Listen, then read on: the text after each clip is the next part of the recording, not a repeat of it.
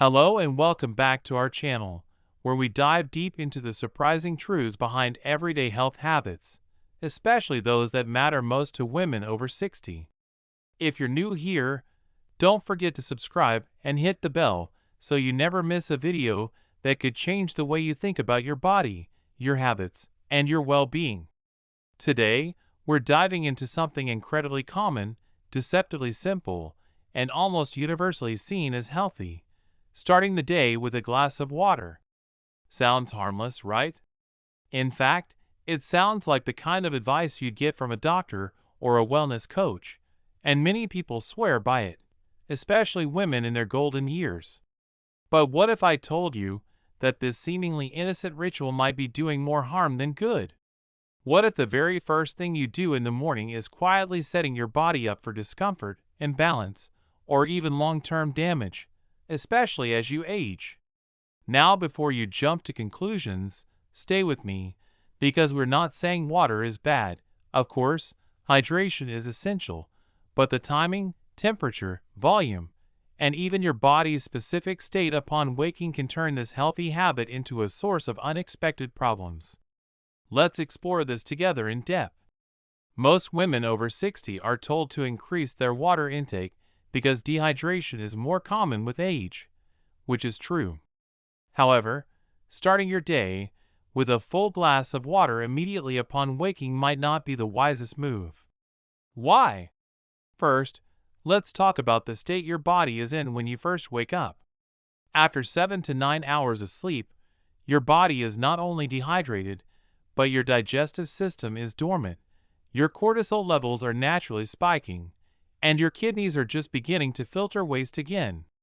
Suddenly introducing a large quantity of cold or room temperature water can send a shock through your system.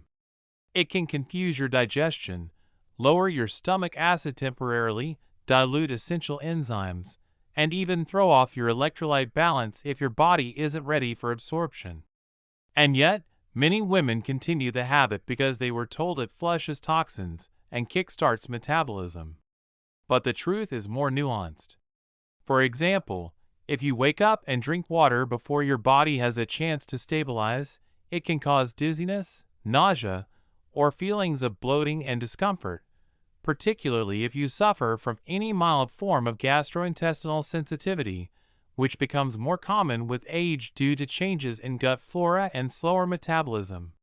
Not to mention, those with kidney or heart conditions might unintentionally burden their organs with fluid before the body is ready to distribute it efficiently. And if you're on medications, as many women over 60 are, drinking a large glass of water on an empty stomach might affect the way your meds are absorbed, especially if they are time-release capsules, or if they're meant to be taken with food. Furthermore, let's consider blood pressure. For some women, particularly those with orthostatic hypotension, introducing water too quickly can cause blood pressure to dip or fluctuate, triggering lightheadedness or even increasing the risk of falls. Now, let's talk about the temperature of the water. Cold water, in particular, can constrict blood vessels and reduce the absorption of nutrients. Warm water, on the other hand, might be easier on the body, but may still not be ideal first thing unless it's consumed slowly and in small amounts. And if you're taking thyroid medication like levothyroxine, did you know that even just water could potentially interfere with its full absorption if taken too soon after swallowing your pill? This brings us to another critical point: timing. Drinking water at the wrong time can interfere with the natural digestive enzymes that are produced early in the morning. If your body is still producing melatonin or transitioning into cortisol-driven wakefulness, gulping down water can actually delay your gut's full activation. Over time, this can lead to more sluggish digestion throughout the day, which might be why some women feel bloated or backed up despite staying hydrated. Now, consider your metabolism. Yes, water helps boost metabolism, but only when consumed in the right context. Too much water first thing might suppress your hunger cues, making you skip breakfast or delay eating, which leads to erratic blood sugar later. Many women mistake the suppression of appetite for discipline, But what's actually happening is a confusion of your body's hunger signals. Over time, this can negatively affect muscle maintenance, fat storage, and energy production. And remember, your hormones are already fluctuating significantly post-menopause, so the last thing you want to do is interfere with their delicate balance by introducing abrupt and unnecessary changes to your body's internal rhythms. But we're not just here to scare you or make you question every drop of water you drink. We're here to educate, inform, and guide you toward better decisions that work for your body, not against it. So what can you do instead? Start your morning slowly. Instead of reaching for a big glass of water the moment you open your eyes, try sitting upright for a few minutes, breathing deeply, stretching, and letting your body adjust to the upright position. Then, if you're taking medication, follow the instructions carefully. Some pills need to be taken on an empty stomach with just a sip of water, others with food. After you've given your body 10 to 15 minutes to acclimate, start with a small cup of warm water, not cold, perhaps with a slice of lemon, which can help stimulate gentle bowel production and aid digestion. Wait another 5 to 10 minutes before consuming more. Let your body ask for hydration instead of forcing it. Listen for signs like dry mouth, slight thirst, or even an intuitive urge to drink. This helps recalibrate your internal hydration cues.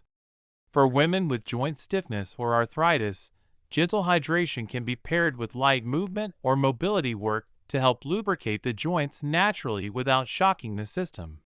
And if you've been waking up with puffy eyes or swollen hands, it could be a sign that your lymphatic system is struggling to circulate fluid, and gulping down water might worsen that imbalance temporarily.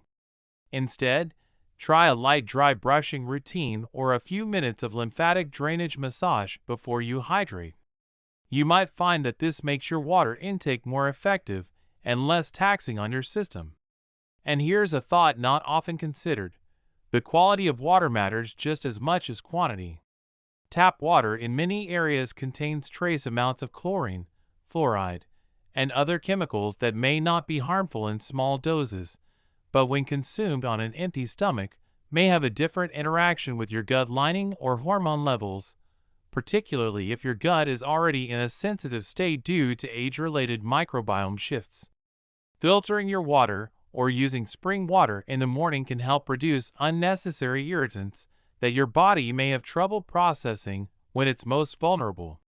We also need to talk about the psychological conditioning we carry from diet culture.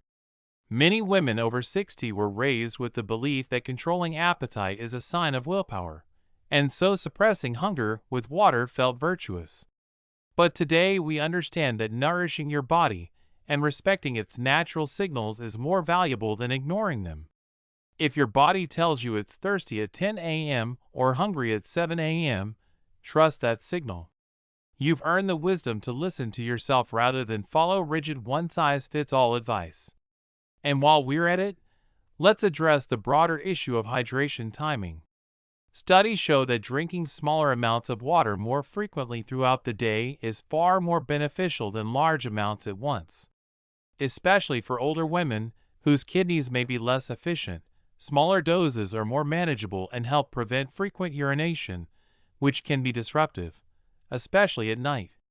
In fact, morning water overload might be contributing to your nightly bathroom trips, not solving them. So if you're someone who wakes up multiple times at night, rethinking when and how much water you consume, particularly in the first 2 hours of the day, could improve your sleep quality and daytime energy. We also have to look at individual differences. If you have adrenal fatigue, chronic fatigue syndrome, low cortisol levels, or thyroid imbalances, your hydration strategy should be tailored specifically for your needs. For example, some women feel more energized if they include a pinch of mineral salt in their morning water to balance electrolytes. Others may benefit from starting the day with a nourishing bone broth instead of plain water, which supports gut health and collagen production while still hydrating. The key is personal tuning, not blindly following generic advice. And if you've ever felt that the water you drink in the morning sits heavily in your stomach, that's not just in your head. It might be signaling delayed gastric emptying, reduced bile flow, or even sluggish peristalsis. These are conditions that become more common as estrogen declines, slowing digestion and affecting your body's ability to break down fats and absorb nutrients. Again, this doesn't mean don't drink water. It means become smarter about when and how. Instead of rushing to hydrate immediately, incorporate gentle movement first, or try a ritual that supports parasympathetic activation, like deep breathing, meditation, or even light journaling before hydrating. And if you're someone who loves your morning water, consider turning it into a nutrient delivery tool rather than just plain hydration. Add a dash of apple cider vinegar or squeeze in fresh ginger juice, both of which can stimulate digestion and support the liver, particularly for women dealing with postmenopausal fat distribution around the midsection, which is linked to sluggish liver function. And one more thing. Social media wellness influencers often show themselves chugging 32 ounces of water first thing in the morning.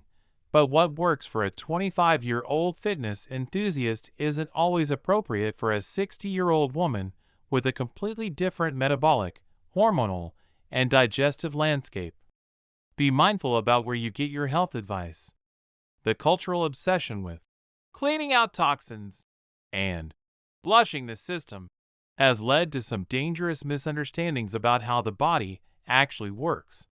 The truth is, your body is already brilliant at detoxifying itself, especially if you're supporting it with rest, proper nourishment, regular movement, and emotional balance. You don't need to shock your system into cleansing, you need to support it. So next time you wake up and reach for that tall glass of water, take a pause. Ask yourself, how do I feel? Am I lightheaded? Am I truly thirsty? Do I need to eat something first? Should I take my medications first? How is my digestion?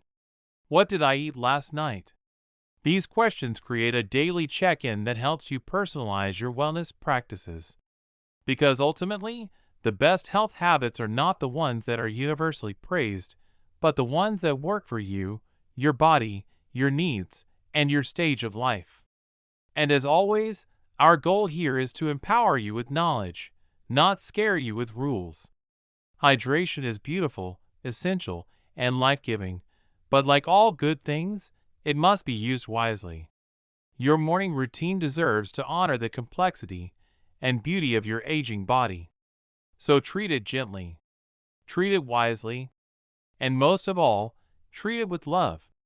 If this video helped you see your morning glass of water in a new light, don't forget to like, subscribe, and share it with another amazing woman in your life. Until next time, stay well, stay curious, and stay beautifully you.